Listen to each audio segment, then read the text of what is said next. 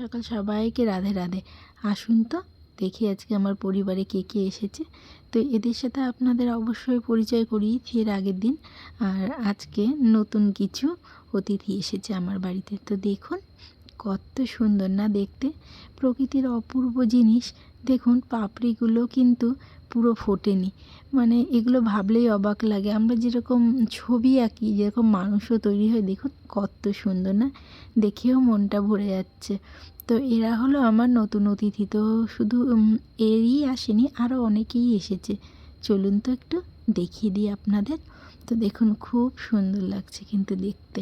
তো চলুন ধীরে ধীরে সামনে এগোতে লাগি, এখান থেকে চোখই ফেরাতে পারছি না আমি। আর আপনারাও নিশ্চয়ই এখন প্রচুর পরিমাণে গাছ লাগাচ্ছেন সবাই।